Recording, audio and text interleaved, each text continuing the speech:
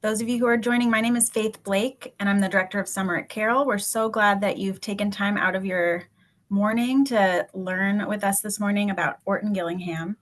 So while we are waiting for just a few more folks to come, I'm going to go ahead and introduce our speaker this morning. We're very graciously joined by Heather Lufkin, who's the director of the Garside Institute for Teacher Training at Carroll School. I'll let her share a little bit about herself, and then I'll circle us back up and we'll start in just a couple minutes. But Heather, if you'd like to say a little bit more. Thanks, Faith. It's nice to see all of you this morning. As Faith said, my name is Heather Lufkin. I'm the director of the Garside Institute for Teacher Training here at Carroll. I'm a fellow in the Orton Gillingham Academy, and I have the privilege of getting to work with the teachers who train here at Carroll and Orton Gillingham and many of the staff tutors. Thank you so much, Heather.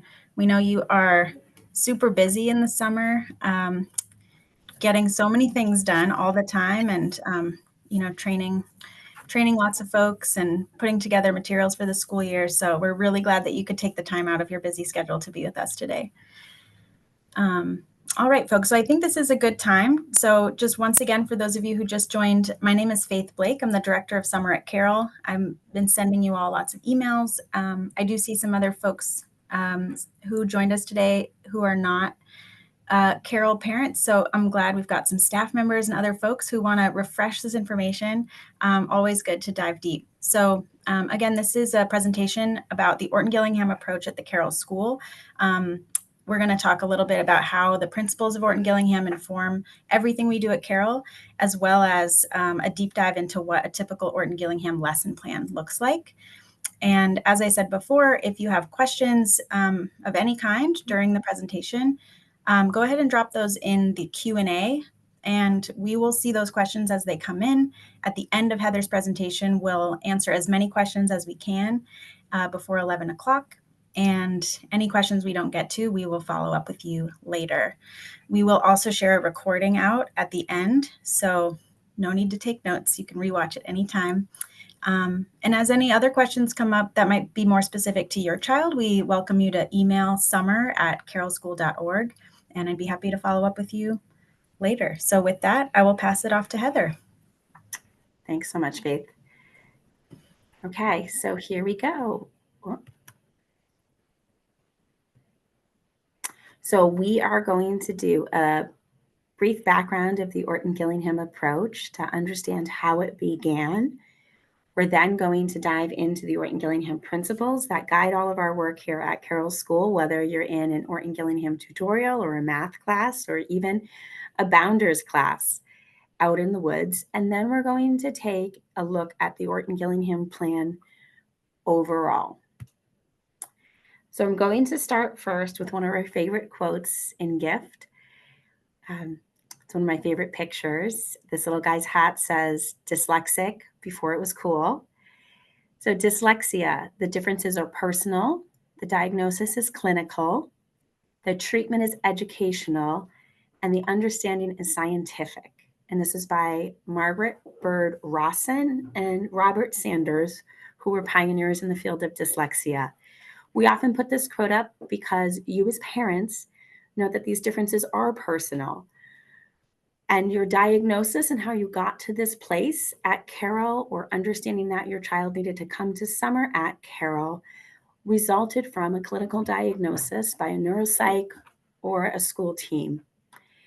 Our work here at Carroll, especially in Orton Gillingham, is highlighted in that yellow. The treatment for this learning difference is educational, and what a powerful piece that is, because we are a school and we're here to educate.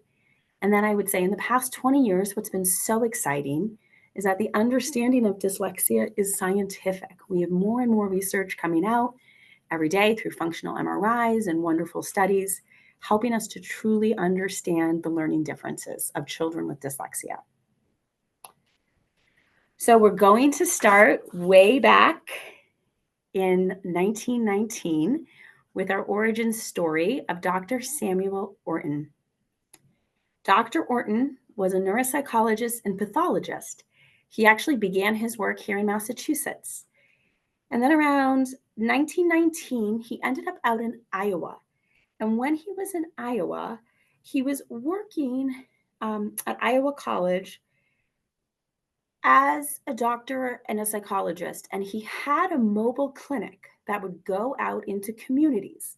And while he was out with this mobile clinic, he encountered a number of teachers and students who were clearly very bright, had great verbal skills, had great thinking skills, but were struggling significantly with reading, spelling, and writing.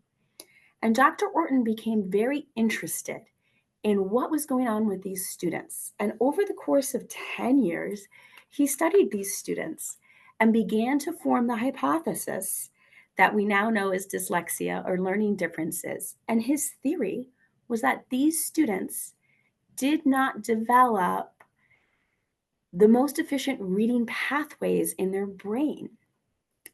And he called it at the time strephosymbolia, which I always like to say is a great vocab word you can use at dinner, but it means twisted symbols. And so he really felt that these students had the power and the ability to learn, but that there was something going on in their reading pathway that was not as quick or as efficient as a typical reader. It's fascinating when we look at 2025 to see that he had ideas that have been proven through the science of reading and functional MRIs. So Dr. Orton and his wife really began to think very deeply about these students and what teaching principles would help these students learn best. And that's what we'll get to in a minute. But Dr. Orton then moved back to New York City, and he continued his work in New York City, working privately with families of children who were struggling with reading. And while there, he met Anna Gillingham and Bessie Stillman. Anna Gillingham is the woman with the darker hair, and Bessie Stillman is the woman with the lighter hair. And Anna Gillingham and Bessie Stillman began to work with Dr. Orton. Anna Gillingham was an educator and a school psychologist. She'd been a principal. And Bessie Stillman was her close colleague and this highly respected educator. And they became very fascinated with what Dr. Orton was proposing with these principles. And together, Anna Gillingham and Bessie Stillman began to analyze the English language. And they began to think deeply about children. And as they analyzed this language, they started to organize it from simple to complex, the most common vowels, the most common syllable patterns. And while they did this, they began to train teachers. Bessie Stillman and Anna Gillingham's work was to train teachers. And through that, they developed what we call the Orton Gillingham lesson plan and the Orton Gillingham manual.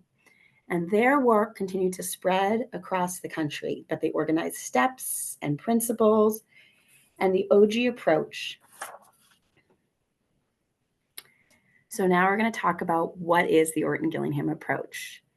So the Orton Gillingham Academy of Practitioners and Educators is who Carol is certified under as an instructional site and as a school. And this is their definition on the Orton Gillingham approach from 2012. Orton Gillingham is an instructional approach intended primarily for use with persons who have difficulty with reading, spelling, and writing, of the sort associated with dyslexia. It is most properly understood and practiced as an approach, not a method, program, system, or technique. In the hands of a well-trained and experienced instructor, it is a powerful tool of exceptional breadth, depth, and flexibility.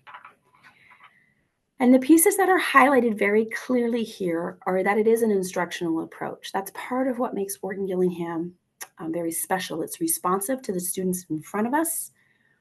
We are not following a manual. These teachers are well trained and thinking deeply about the English language and your children.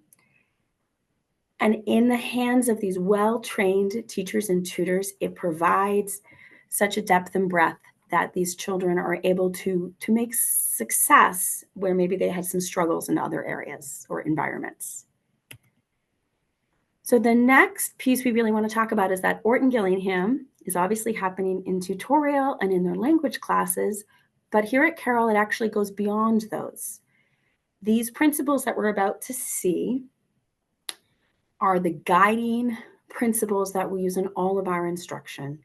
So they're research-based for reading and spelling, but the principles themselves are excellent teaching principles that happen in math and science and music and makers.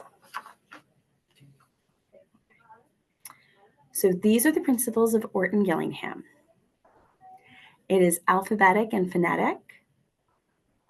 It is direct and explicit.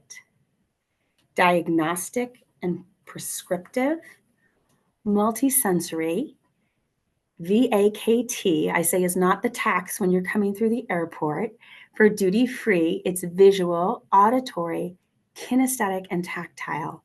So meaning that we're using all of those pathways when we teach. It is structured, sequential, and systematic. A simpler way to think about it is we go from the simple to the complex. It is cumulative and repetitive, meaning we are always spiraling back and going from our known to our unknown. It is individualized. We are thinking very deeply about the students in front of us. And it is cognitive. We're teaching our students not just to rely on sight, but to rely on the underlying systems of our English language. And perhaps one of the most important ones is that Orton Gillingham is emotionally sound and flexible. We need our students to understand that we care about them, they're important to us, and that is very important so they can do this really hard work. And we as practitioners have to be flexible in our approach. So we're going to go a little more in depth into each one. So English is a layered, deep language that is mostly phonetic, and it is also layered with morphology. So we start in Orton Gillingham at the simplest level, the sound or the phoneme level. And we work heavily at getting kids really efficient at this alphabetic and phonetic system because it helps us to unlock and decode most of the words in our language. So what you can see on these two pictures of some of our great students is that we're going to progress from a simple phonogram, which you can see up in that blue triangle, to working on a desk, building words, and blending together. Now on the right, you're going to see a great word list that a student is using, again, going from simple to complex, but focused on the letters and the sounds and the patterns in our language. One of the other principles I mentioned was structured, sequential, and systematic. So when we're teaching and studying the structure of the English language, we want to teach it in a way that's very structured. We want to teach the most common structure first and then build from there. We're constantly reinforcing the patterns in our language, and we're bringing in morphology and vocabulary in our Orton Gillingham lesson plan and in our daily instruction here at Carroll. So if you see over on the right, this is a student working on parts of speech. It's a very structured and systematic system where they're learning the definitions and they're using a multisensory approach. This is probably my favorite principle as a former special education teacher. It is diagnostic and prescriptive. So every day an Orton Gillingham lesson has objectives, often more than one objective. And in that lesson, those teachers have looked at the previous day errors of that student and the scope and sequence that Anna Gillingham and Bessie Stillman created. And they're using those previous day errors and the scope and sequence of the Orton Gillingham curriculum to create a lesson that is diagnostic and prescriptive. What I often say is we're diagnosing the errors, we're using correct error feedback, and then the next day we're using similar words to reteach. So if you think about, we're building on previous day errors and reinforcing and working to get to that proficient level. It's very systematic, it's very modeled, and we're going towards independent practice. It in some ways feels like you're a reading doctor. You are looking at your errors, just like when you go to your doctor and you've got a pain in your knee, the doctor has to think about it very carefully and prescribe a course of action. That is part of what makes Orton Gillingham special. We're prescribing a course of action and taking detailed notes each day. Orton Gillingham is also direct and explicit. I like to say there's no guessing in Orton Gillingham. We're going to tell students what letters say and what syllables do so they understand. Systems are always taught in a logical order. The most reliable systems are taught first, and English is a wonderful layered language, so there are some systems that are not as reliable, and so we teach those later on. And we make sure the reliable systems are solid so that they can build up. We don't do guesswork. We show, we explain, we practice, and again we do this. One of the things we do for children is we make the systems visible. If you're a good reader or good speller, you've just naturally absorbed these systems. But for our students, these systems don't pop out to them. So if you can look at the two photos that are on the screen, the one that's called What's the System is a special way we teach a spelling generalization. Our students know what these sounds say, but we're teaching them why would we spell with CK? And through a really direct and explicit guided practice, they learn that we typically, not all the time because English is fun, spell with CK in a one-syllable word directly after that short vowel. And again, we'd keep practicing this and incorporating this day after day. If you look over on the right, there's a little kiddo who had been practicing TH, saying th and th, and in her word list, it's showing up again.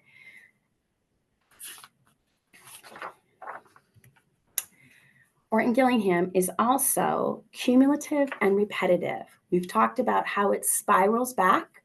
We start with what they know and we build up. We're going to go from the most simple and then to the complex. We're always thinking about first building with a concrete and then to an abstract. It engages our learners really in this active understanding of what they're learning, why they're learning it, and how they can adapt it. It's forcing them to rely on their thinking and reasoning skills, not just trying to look at words and use a visual memory.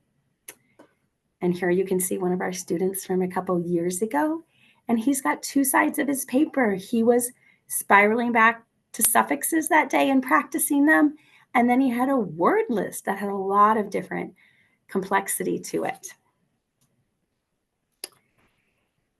Orton Gillingham is also cognitive. Our students are really encouraged to be strategic. We're going to teach them patterns and systems that can be used over and over again. We're learning about syllable division patterns, syllable types. We looked at that What's the System where we were finding a pattern. And by building these reliable systems, they will become more accurate to decode or read and encode and spell.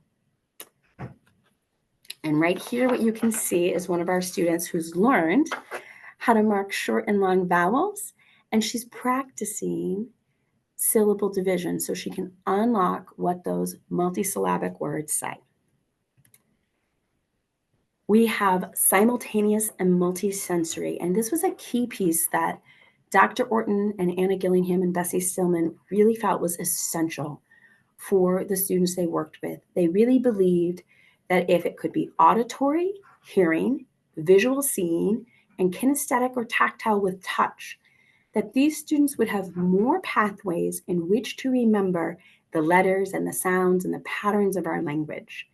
So at all points in our lesson, we are trying to build in auditory, visual, kinesthetic, and tactile approaches to reinforce the new concept or pattern. And here we have some great examples of our students. You can often see the B is a real issue for many of us, and we do a variety of things. We have a mnemonic, the bat hits the ball. Our students use sandpaper or rice tray to reinforce. And on the right side, you can see one of our kiddos who is building a word and reading it. And when she's made an error, her teacher is having her go back and trace that letter in the sand and saying the letter and the sound and the keyword. So she's getting that visual, that tactile, and that auditory reinforcement. And as we said, it is emotionally sound. Our relationship with the student is very important. We are setting clear expectations. We have a very clear structure that we're doing in the lesson. We're highlighting their success, and we're really showing them that with this good effort, they're going to make some progress, and there's obviously an increase in their self-esteem. And I also wanted to show another slide to you because we're talking a lot about the Orton Gillingham lesson, but I wanted to show how Orton Gillingham principles can be woven into some of our language classes. So if you look on the right, we use a program here at Carroll called Framing Your Thoughts at lower school and middle school, where we're teaching students the parts of a sentence. We start with the simple, nouns and verbs, and we build up to the complex. And you can see there are some visual symbols we're using to help our students. They do this kinesthetically in the classroom, and they're moving from that simple sentence with a verb and a noun and a predicate to a much more complex sentence and paragraph.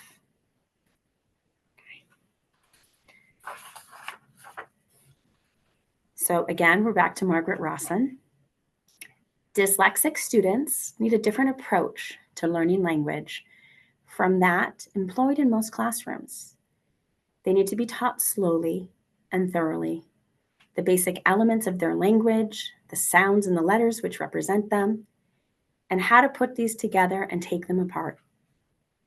They have to have lots of practice in having their writing hands, eyes, ears, and voices working together for the conscious organization and retention of their learning.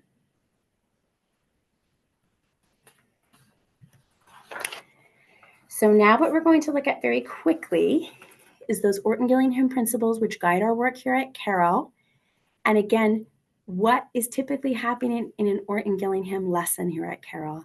And as we've talked about, individualization is very important. So we are following these principles and these procedures. The examples I'm going to show you are often from a student who's just beginning in Orton Gillingham, but it does get more complex as they go through. This is the general structure of our Orton Gillingham lesson plan. We're very fortunate that we're able to see our students in a model that is 4 to 5 times a week for 50 minutes. Our lesson is broken into 2 parts. It's broken into a decoding portion, and it's broken into, which is reading, and an encoding portion, which is spelling.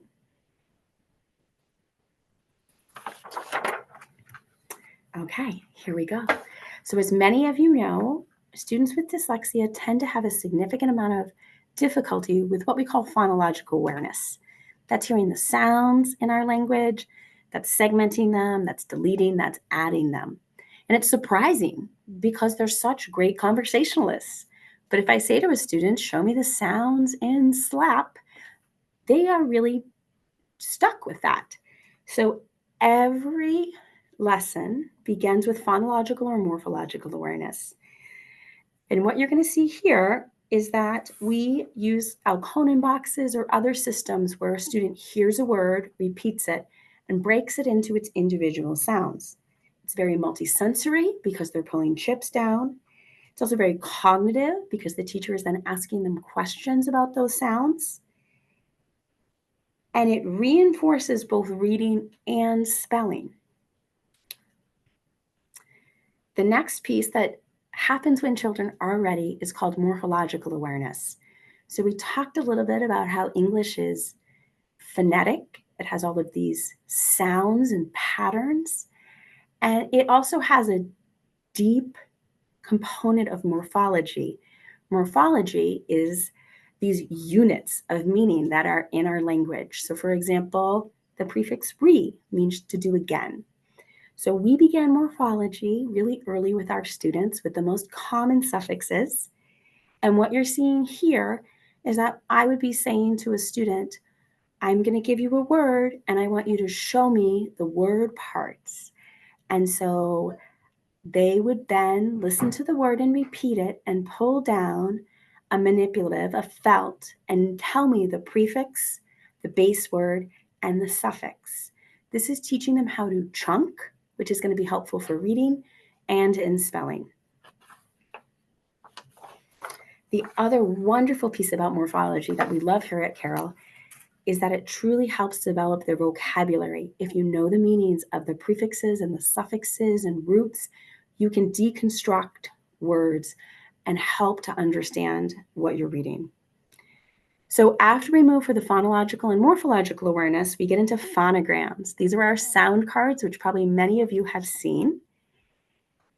And what they're doing is they're linking that visual image, that grapheme, to a sound. So you can see we moved just from sounds. Now we're a little more complex where we've got letters and sounds.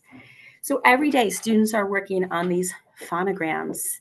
They're often doing this very simple strip that says A says A as in apple, and we're building automaticity. We use keyword pictures and sand trays, and we sort them by vowels and consonants to really build that multisensory instruction and that cognitive understanding. Another part of our lesson right after phonograms is we're often doing a quick review of what they know. We're trying to build this fluency and automaticity in them. And then on days when we're teaching a new concept, we are directly and explicitly teaching it.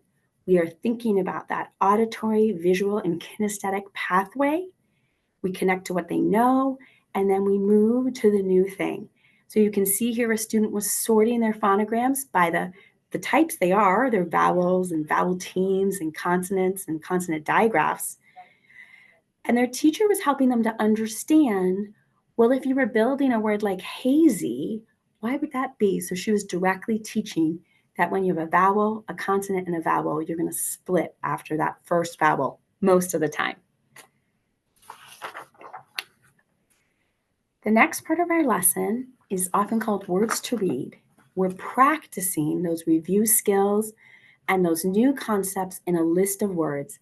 This is obviously a student who's just beginning their journey of reading. The lists can be much more complicated and longer, but what we're doing is we're focusing that main objective and the review objective and spiraling back. We have students do what we call work the word list. So we're asking them to find something. I might be asking them to find all the letters that say B, and they're circling and going through the word list and reading. And then they read this list multiple times to build that automaticity. So fluency can be a significant challenge when learning to read. You have to be fluent at that sound level we were looking at, that word level with that word list. That's why we practice it again and again. And you also have to be fluent with phrases, sentences, and what we call non-phonetic words. So English is primarily phonetic and morphological, but there is a portion of words that are non-phonetic.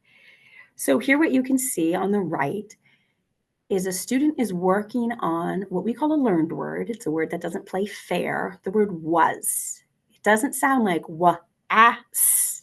That A has a schwa. It sounds like an So our student is learning to say the word, trace it over that bumpy mesh to give them that tactile feedback. And they're doing it 3 times. So they're looking, tracing, and saying. Another way we often practice is we have small rings of cards. We're assessing our kids many times a year to see where they are in this list of non-phonetic words. And we're practicing those in a quick way for automaticity. And then if you look over to the left, there's a couple of more examples that are there where students are working first at a slow rate to be really accurate, then a little bit faster, and then their, we call it their airplane read, but their speed read. We work at fluency at the single word level, which is great. And then the sentences and phrases have these same non-phonetic words, but also those phonetic elements they're working on. We really find if we can get students up to a certain level in these non-phonetic words, and they can get to a certain level in Orton Gillingham with a lot of great decoding skills, we can start to get into some non-decodable books, probably books that are like on your library shelves, like Diary of a Wimpy Kid is a big favorite of theirs. and Magic Treehouse. So the last portion on the decoding side of the lesson, which is again, the reading side of the lesson, is oral reading. We are so fortunate to have this beautiful phonetic library here at Carroll, which reinforces all the skills we're teaching. So in this picture, you can see one of our students working at a simpler text. It's a great story about a wig. It's a page turner, but it's perfect for our students because every pattern they learn applies in this book. And we use these 4 steps of oral reading. The first step is our students are always tracking with their finger and they're whisper reading. And we as practitioners are sitting next to them and we are also tracking and noting which words are difficult. Their second step is they read it out loud to us. We're again noticing which words are difficult, and when they are, we're using one of those really strong strategies like naming the letters and saying the sounds or syllable types. The third step is we read to model expression and prosody, pausing for punctuation, and they repeat. It's essential for kids who struggle with fluency to hear good readers. And the last thing they do is read it on their own. So we're again really seeing what can happen when we pull back after we've given some real direct and explicit support. And here, I just wanted to show you again how fortunate we are. This is a book that's a little more complex, but beautiful. And oral reading it can be fatiguing for our students, but it can also be one of their favorite parts of the lesson. And it gives us a lot of great information on what we need to work on. So now we're moving to what we call the backside of the lesson, but it's the spelling portion of the lesson. So we're always going from simple to complex. So on the front, we talked about those gems and those sounds and those phonemes. We are doing something very similar on the back. Every day, we do something called what says. We say a sound to a student. They say the sound back, so it's all auditory, there's no visual. And they then have to pull that letter name and formation from their memory. So I would say to you, what says B? And you would say B. B says B. It's very similar to those gems we were talking about and those phonograms. What's essential for our students is that we teach them over time all of the things that make those sounds, and we do them in the order that is most frequent in English. And again, if there's an error, we're constantly thinking about that multisensory error correction. So you can see a sand tray. They love to do a little light or gel tracing. And when there is an error, we stop and we correct it, and it will go back in the lesson the next day. The next step on the encoding or spelling side of the lesson is simultaneous oral spelling, SOS. I had a student years ago who used to say it was save our spelling. So it's a multi-step process that we teach to kids over time, but it's a multi-step process we use all the time, and it breaks down how we learn to spell. So I will say to a student a word that's phonetic. These are phonetic words that follow the patterns we've taught.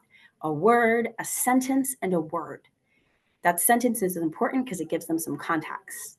So I would say the word bat to you. I have a bat, and then I throw it, bat. And what the student does is they repeat the word and they segment each sound. Because when you spell, you think about first the word and then the sounds. So the student would put up a finger for each sound and say b, a, t. Then they touch each finger and name the letters, B-A-T. Because again, that's the next step of spelling. Whole word, sounds, letters. They write the letters down and read the whole word. At the end, we do anywhere, we start with 6 words when they're beginning or younger, and then we increase in length. And at the end, they read all these words again. So it's very predictable. It's based on the patterns. When we get into multisyllabic words, we have another way to do it. But you can see we think about words, sounds, letters, and then the whole word again. We finally end with dictation. It's very similar to oral reading. When you're writing something, you're often not just writing one word, you're writing a sentence. So we are carefully crafting these phonetically controlled sentences for our kids. They play by the patterns and rules we've taught. You can see kind of in this first picture, this kiddo was really into Pokemon. So that is who he read to, little Pikachu. We say a sentence a couple of times. Our students can struggle with their auditory memory. That's the ability to kind of hold auditory information in their mind while they do other things. So we're often using kind of stones or gems to help them.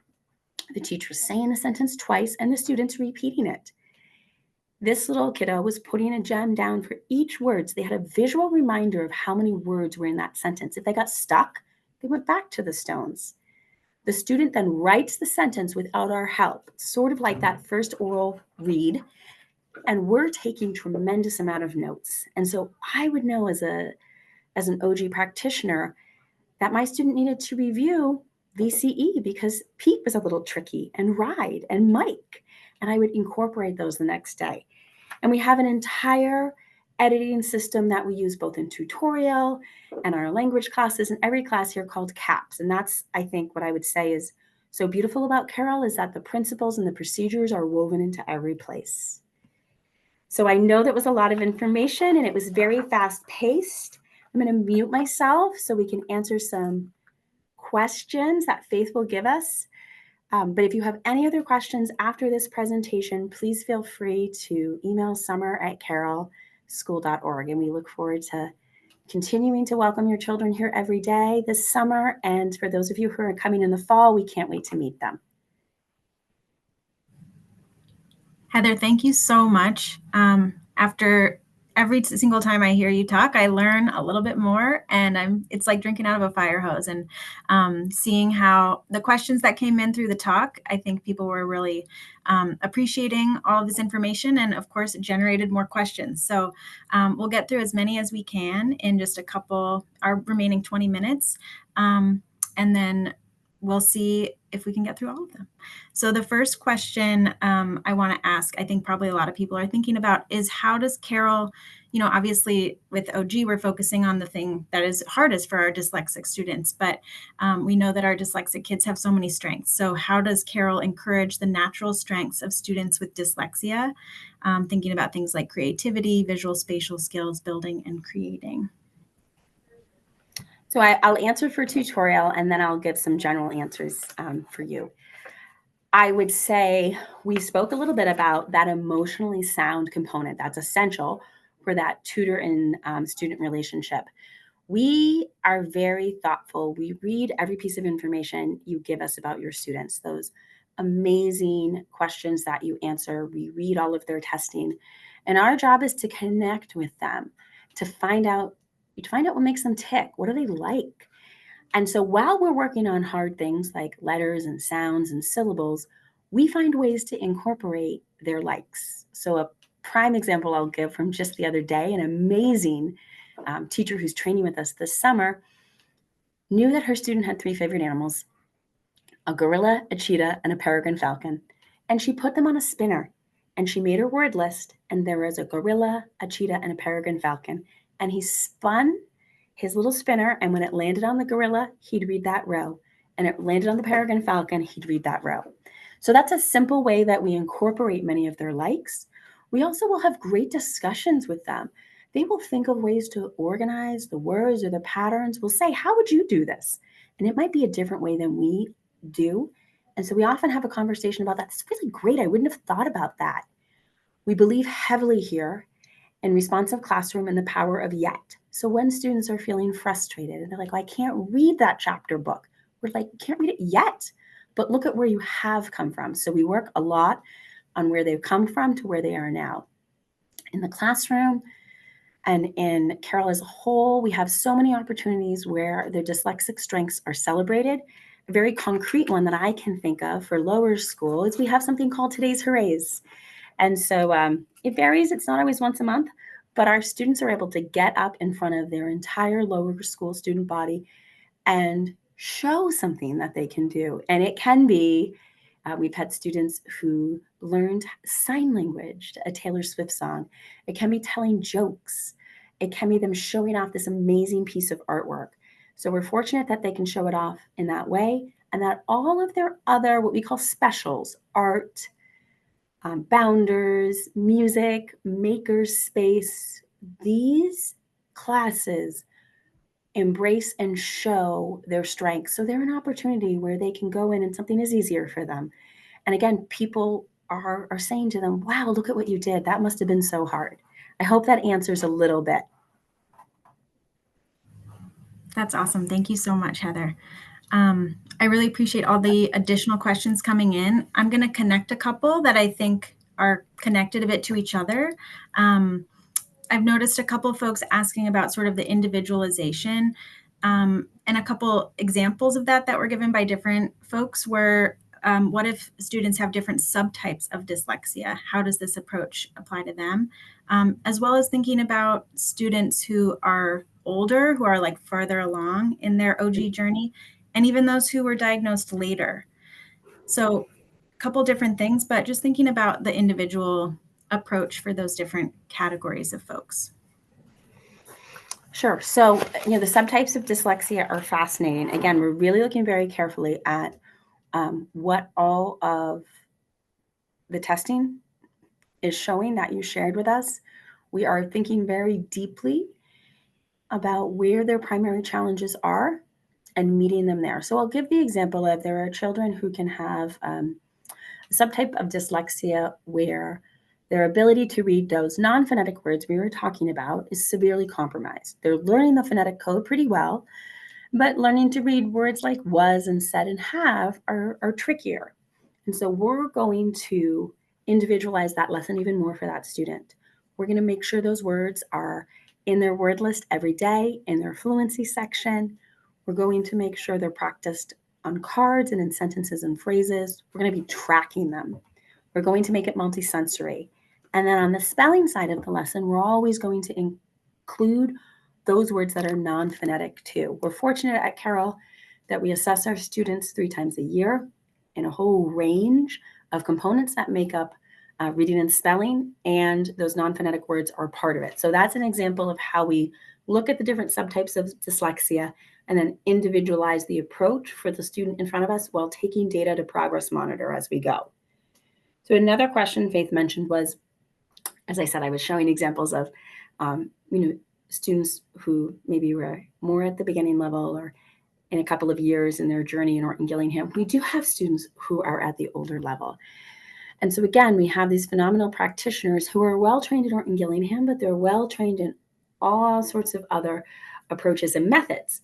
And so if a student, for example, is out of what we call a phonetic reader, they're in those chapter books, that tutor is really making sure that word list is really big.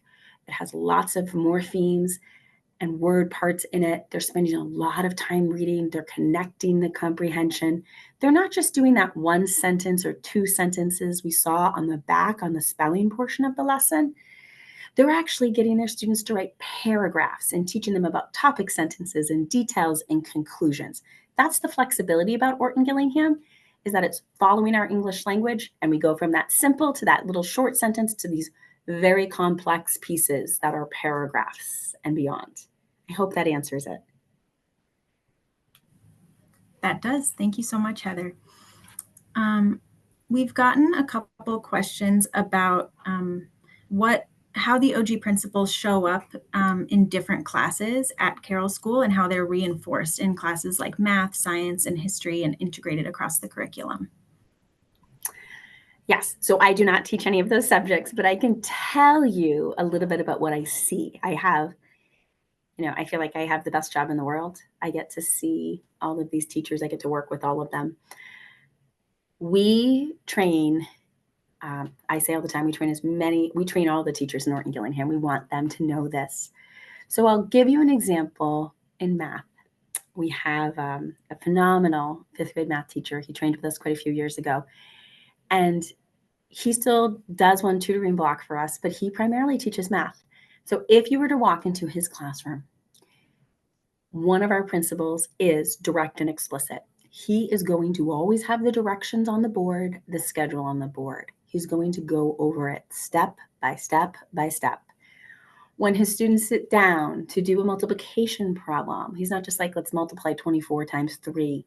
he has carefully crafted out sort of like a flow map and to show them, let's first locate our ones column. Now let's multiply 3 times 4. What's that answer? So there's a visual and an auditory and a kinesthetic component for them.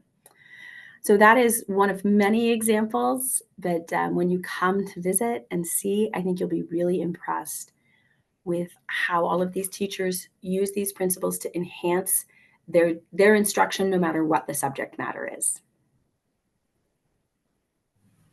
Thank you so much. And as you talked about just now coming to visit, I do want to just take a minute to make a plug for next week on July 17th. We are offering admission tours following another speaker series event that will be hosted by Renee Greenfield, our head of school, where we'll dive a little bit more into some of the latest research and how we do things at Carroll and keep things really at the cutting edge of what the science says about how dyslexic kids learn best.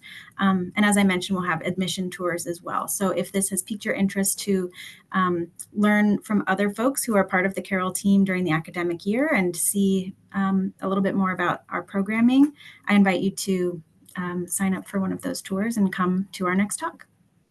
So back to some questions. We've gotten a couple questions, which I predicted that we might, about the difference between Orton Gillingham and the Wilson approach, which a lot of folks are experiencing in their schools. So if you could talk a little bit about the differences between them, why we use OG at Carroll, and what it might be like for kids who are experiencing OG this summer, but then we'll go back into a Wilson environment in the fall. Yes, I can definitely tell you all about that. So Barbara Wilson is amazing. She is actually an Orton Gillingham Fellow. She's trained at Orton Gillingham and had been teaching Orton Gillingham for a long time. She developed the Wilson reading system because she was looking for a way that, she could do Orton Gillingham in groups and that it would be, I think, a little less labor intensive on the teachers. It is an amazing scope and sequence. It is actually very, very closely aligned to our Orton Gillingham scope and sequence. So many of our teachers here, including myself, have experience with Wilson and Foundations. And when we get a student who's having Wilson or Foundations, we're very thoughtful about that. And I'll give a very concrete example. In Wilson, with those phonogram cards we looked at, they say B, bat, b. They associate that letter and that keyword together. At Carroll, we're often doing the letter and the sound because we want to drop that keyword. We want that association, letter and sound, to be closest. But when we have a student who clearly has Wilson or Foundations, especially in the summer, and they've learned that, we know they're going back to a classroom that's doing Foundations and they have Wilson in their pull-out support, we make an adjustment and we do our phonograms, B, bat, b. So that is a very clear example of a difference between Wilson and Orton Gillingham. Again, Orton Gillingham is very diagnostic and prescriptive and individualized for the students in front of you. So when you're taking that data every day, we do not have prepared lessons that teachers pull from. They instead write that new lesson based on their student or students' errors. And that is, I would say, another big difference from Wilson. Wilson is a program, which is wonderful for many teachers, but for us, it's an approach, and we can really drill down often in a different way.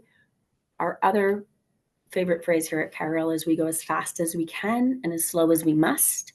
So we stay with concepts and patterns and sounds until the students are really proficient. Perfect. Thank you so much. We've gotten a few folks asking about how they can support their kiddos at home, especially if they're new to learning about OG. What can they be doing at home to support their dyslexic students? It's a great question. So one of the first things we always say to parents is, these are children who typically don't have problems with comprehension. They're great thinkers.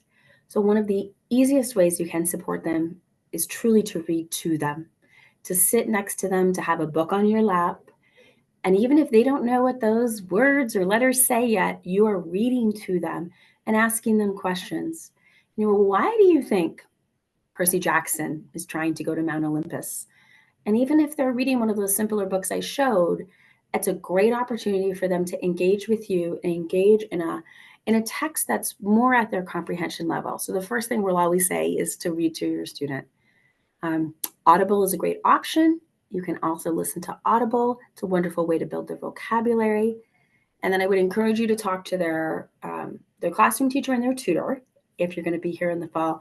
And the same in the summer when you have the conference, I would ask the tutor or the teacher. They might have some recommendations on some phonetic books or some certain series if you have an older student who's more advanced. That will help them to practice daily. So we'd like them to read, but we'd like them to read at a level in which they are successful and can decode. Thank you so much. Another question is about how long someone with dyslexia might benefit from the OG approach. Is it a year, a couple of years? Is it their entire life? Yeah, this is always a question that comes up. And I always say, I wish I had a magic ball and I could tell you, but I can't.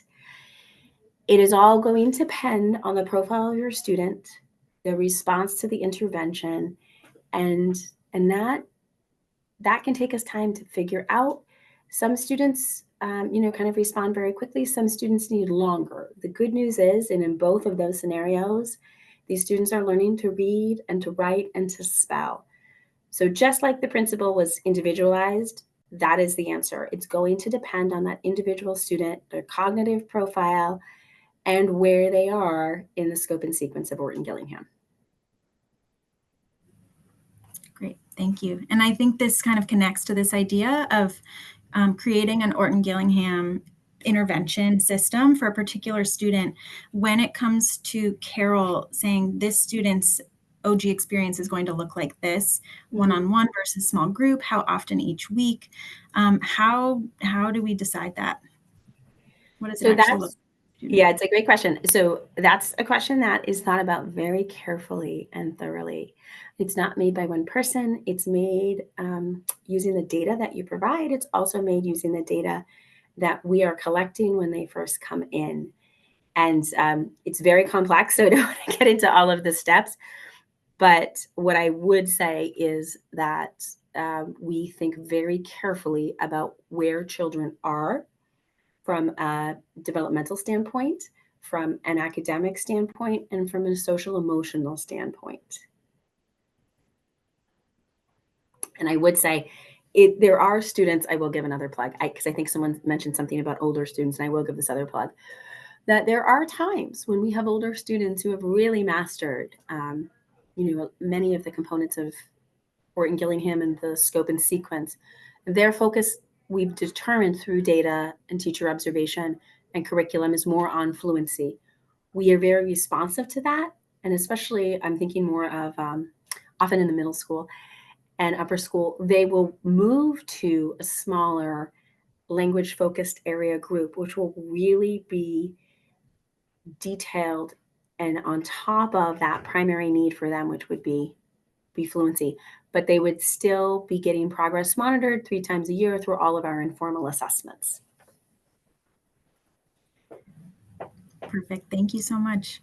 I would love for us to zoom out a little bit and think about this question about how we talk to our students about their learning difference. Some of them may have just got that word might feel stigmatized or confusing. And we obviously talk pretty openly about it at Carroll's school. So we've got a parent asking for some suggested language that they might use with their children to discuss their learning difference and have it not feel like a weakness or making them feel less intelligent. I think one of the first things that we always have to think about, and I would encourage parents to use this language, you're often going to hear the term learning disability. And that was a term that was used for a long time. And there are even moments where I find myself, reverting back to that because that's how my training was many years ago. I would encourage you to think about it not as a learning disability, but as a learning difference. And there's many wonderful books out there, parent support groups. Decoding Dyslexia is an amazing resource. Smart Kids is a great resource. And what I really feel as an educator and as a parent myself is I want my children to understand and my students to understand that all brains think differently. And how fabulous is that? What would the world be like if we all thought the same way? And so leaning into the different strengths that we all have, and I frame it as we all have different strengths. Often, many of my students have this amazing visual spatial strength. I say all the time they can come into my room and they can rearrange furniture in a way I would never think of. That's not my personal strength. So we lean into their strengths. And again, thinking about that power of yet, then we are leaning into these are the things that we're working on. We're working towards. I can't do that yet. These are the the skills and the practice I'm doing to help myself. But I think it's important for them to understand they have beautiful, amazing brains that are creative, that are thoughtful. They're, I'm sure for many of you as parents, they come up with these ideas that you've never considered, out of the box thinkers. They're really great at an oral argument. I often say, as a couple of them, I can tell they'll be terrific lawyers. And I think you can approach it through books, approach it through talking about your own life and making it very normal. So as you're doing a task that's not easy for you, you're modeling that language. This is really hard for mom, but I know if I keep at this and I do a little bit of it every day, I'm going to get better. I think that's an excellent way to do it. There's a variety of very famous people that they can at times connect with too, who have also learned differently and been very successful. But start first, I think, reading on your own about it and thinking about yourself as a learner and approaching it from a strength-based perspective. Thank you so much. I think that's a really wonderful place to end off. And if folks had other questions, if this sparked other curiosities for you, like Heather said, we encourage you to reach out to our team, and we're here for you. And just so grateful that you all came today, brought your curiosity. Heather, I'm so grateful again that you took the time to teach us all about OG. And thank you to Amy Dempster, our communications guru, for setting up our webinar today. So that's all we have for you today. Thank you all so much. Thank you very much. I've enjoyed speaking with you, and I wish you all a wonderful summer.